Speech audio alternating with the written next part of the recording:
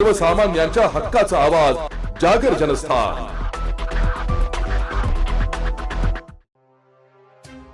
नुकत्याच नागपूर येथे संपन्न झालेल्या विधिमंडळाच्या हिवाळी अधिवेशनात मूर्तिजापूर विधानसभा मतदारसंघाचे आमदार हरीश पिंपळे यांनी गोवंश हत्याबंदी कायदा अधिक कडक करून त्यावर निर्बंध लावण्याच्या मुद्द्यावर प्रश्न उपस्थित केल्यावर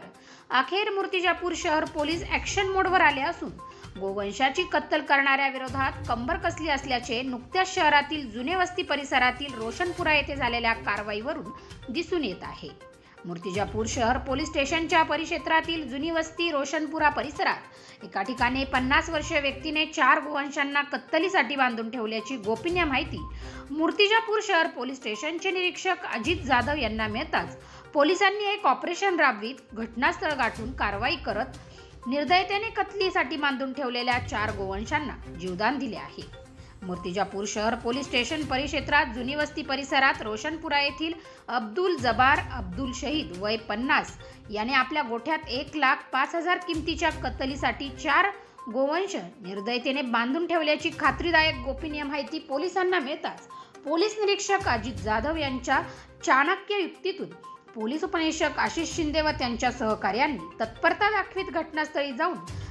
निर्दयतेने बांधून ठेवलेल्या गोठ्यातील 4 गोवंशांना जीवनदान देत आरोपी अब्दुल जबार अब्दुल शहीद याच्यावर महाराष्ट्र प्राणी संरक्षण अधिनियम नुसार निर्दयतेपणे वागवण्यास प्राण्यांना प्रतिबंध सह कलम या कायद्याअंतर्गत गुन्हा दाखल करून आरोपीस ताब्यात घेण्यात आले असून पुढील तपास मूर्तिजापूर शहर पोलीसचे निरीक्षक अजित जाधव यांच्या मार्गदर्शनाखाली शहर पोलीस करीत आहे।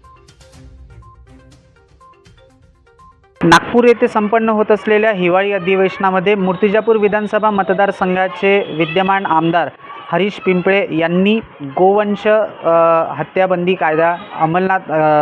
असल्यावरही कुठल्याही प्रकारे त्यावर कारवाई होत नसल्यामुळे एक आक्रमक पवित्रा घेत गोवंश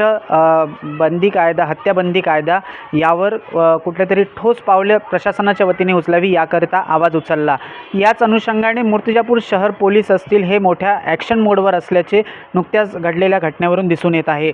मूर्तिजापूर शहर पोलीस स्टेशन परिक्षेत्रात असलेल्या रोशनपुरा या ठिकाणी